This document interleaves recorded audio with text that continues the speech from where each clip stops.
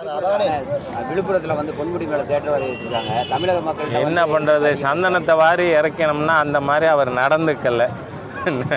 அதனால் சார் அதானி மேலே வந்து தொடர்ச்சியாக, அதாவது சிறிய கால இடைவெளி விட்டு தொடர்ச்சியாக குற்றச்சாட்டு வருது. அது வந்து இந்திய பங்குச்சந்தையை பொறுத்த வரைக்கும் பாதிக்குது. இது வந்து மோடியோட நண்பர்னு வேறு சொல்கிறாங்க. மோடி வந்து அதுக்கு மௌனம் சாதிக்கிறாரு, ஒரு பதில் சொல்கிறது இல்லைன்னு சொல்கிறாங்க. இருங்க, நான் கேட்குறேன், அதானி மீது குற்றச்சாட்டு யார் சொல்லியிருக்கா? எதிர்கட்சிகள்.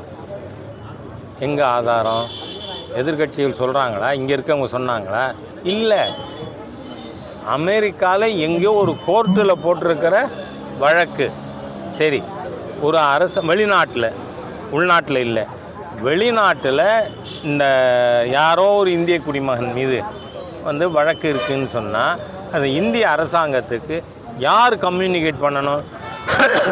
அமெரிக்க நாடு. என்ன அமெரிக்க நாடு சொல்லியிருக்கா? இன்னி வர சொல்லலையே. அப்போ நம்ம இதை எந்த அடிப்படையில் எடுத்துக்கிறது? நான் அதனால் என்ன சொல்கிறேன்,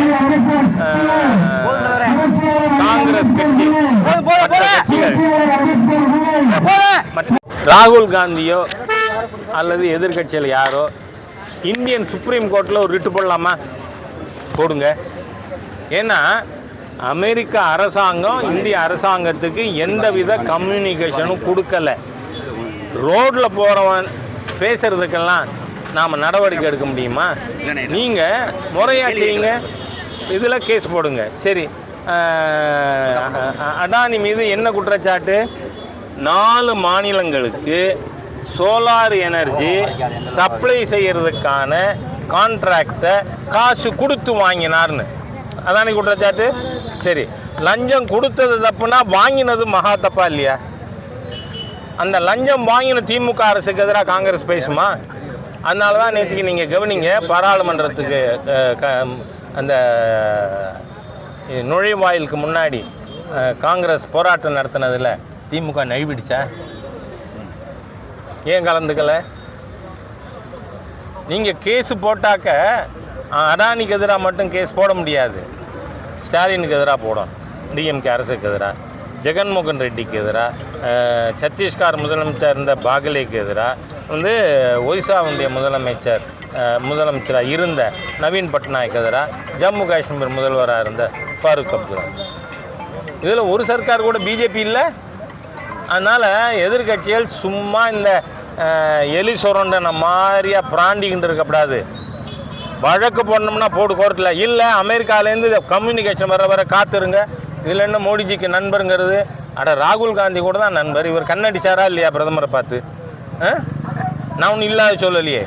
அதனால் எல்லாருமே இந்த நாட்டில் மக்களுக்கு வேலை கொடுக்குற எல்லா கார்பரேட்டும் நண்பர் தான். ஏன்னா வேலை கொடுக்குறாங்க. சன் கார்பரேட் இல்லையா? அது கார்பரேட் தானே. அதனால் கார்பரேட்னா கெட்ட வார்த்தை இல்லை. அதனால் அமெரிக்கா முறையாக கேட்கட்டும். பத்திரிகையில் வர்றதை வச்சு நாம் முடிவு செய்ய முடியாது. அதானிக்கு தான் இவ்வளவு சொல்லி முடித்தேன். அதானி வந்து திமுக அரசு பலன் பெற்றிருக்காரு சார்.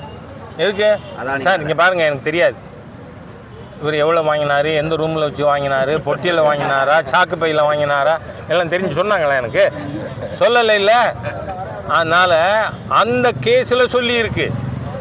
நீங்கள் எந்த கேஸின் அடிப்படையில் அதானி மீது நடவடிக்கை எடுக்கணும்னு கேட்குறீங்களோ அதில் ஸ்டாலின் அரசு குற்றம் சாட்டப்பட்டு இருக்கிறது. இவர் நவீன் பட்நாயக் அரசு குற்றம் சாட்டப்பட்டு இருக்கிறது.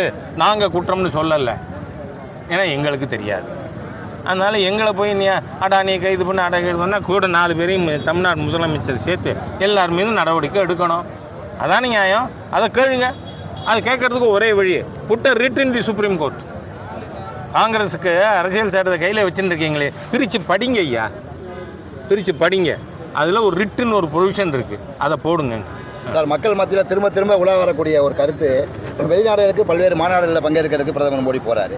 ஆனால் மணிப்பூர் போகிறதுல அவருக்கு என்ன பிரச்சனைன்னு கேட்குறேன். நான் என்ன கேட்குறேன், உள்துறை அமைச்சர் சும்மா அனாவசியமாக பேசப்படாது. நான் கேட்டேன்னா உங்களால் நீங்கள் பத்திரிக்கை தொழிலே விட்டுட்டு போயிடுவீங்க. ஆமாம், கள்ளக்குறிச்சிக்கு மெட்ராஸுக்கு எவ்வளோ தூரம்? உங்களுக்குலாம் பதில் சொல்லினே இருக்கணும் ராஜா. நீங்கள் கேள்வி கேட்டுனே இருப்பீங்களா? சென்னைக்கும் கள்ளக்குறிச்சிக்கும் எவ்வளோ தூரம்? போனாரா முதலமைச்சர்? ஏன் போகலன்னு கேளுங்க. அதுக்கப்புறம் ராஜாட்ட வாங்க. உங்களுக்கெல்லாம் முதுகெலும்பு இல்லை, எல்லாம் அறிவாலயம் சொல்கிறத பற்றி நடந்துக்கிட்டு இருக்கீங்க. வார்த்தை மோசமாக யூஸ் பண்ண விரும்பலை. அவ்வளோ மோசமாக இருக்கீங்க நீங்கள். எங்கிட்ட கேள்வியே கேட்கக்கூடாது. மாண்புமிகு பிரதமர் பற்றி பேச ஒருத்தருக்கும் அருகதை இல்லை. ஃபர்ஸ்ட் ஆஸ்திக்கு honourable chief minister of Tamil Nadu 150 kilometre இருக்க கள்ளக்குறிச்சிக்கு ஏன் இன்னி வரைக்கும் போகலன்னு கேளுங்க. அப்புறம் நம்ம வச்சோம். நன்றி நன்றி நன்றி. வெள்ள பாதிப்பு குறித்து இப்போ விஜய் ஒரு கருத்து சொல்லியிருக்காரு. எதுக்கு எடுத்தாலும் பாதிப்பு காவி சாராயம் பூசாதீங்க அப்படின்னு ஒரு கருத்தை பதிச்சு சும்மா. ஏன்னா வெள்ள பாதிப்பு பூராமே ஒரு ஆமாம் மழை பெய்யறதே காவி கலரில் பெய்யுதா, காவி சாயம் பூசாம ஒழுங்கா பாருங்க அப்படின்னு ஒரு கருத்தை சொல்லியிருக்காரு சார். கரெக்டு தான் சார், கரெக்டு தான். விஜய் கொண்டு கருத்து அதாவது அந்த கருத்து கரெக்டு சார். உங்கள் மேலே உங்களுக்கு எதிராக வந்து தீர்ப்பை பற்றி என்ன சார் நினைக்கிறீங்க? 6 மாதம் வழக்கறிஞர் டீம் இருக்குது சார், அவங்க பார்த்துப்பாங்க. தீர்ப்பு உங்களுக்கு எதிராக வரும்னு எதிர்பார்த்தீங்களா? ஏன் சார் தீர்ப்பு எப்படி வரணும் ஒருத்தன் எதிர்பார்த்துட்டு இருக்க முடியுமா? பாதிப்புல இப்ப தமிழக அரசு எப்படி சார் செயல்பட்டு இருக்கு? பாதிப்புலையா செயல்பட்டுருக்கா நீங்க தான் சொல்லுங்க சார். இதுக்கு மக்கள் கேட்கறது பூரா செவிடங்காதில் ஊதுன சங்குங்கனால தான் மக்கள் சகதியை வாரி வீச ஆரம்பிச்சிட்டான். பொறுமை போய் அதுலேருந்தே நம்ம புரிஞ்சுக்கலாம். அவர் வந்து உயர்கல்வித்துறை அமைச்சராக இருக்கிறத காலேஜ் கேர்ள்ஸோட டான்ஸ் ஆடினார். அங்கே மக்கள் டான்ஸ் ஆட விட்டாங்க. நன்றி சார், போதும். நன்றி சார், நல்லது சார்.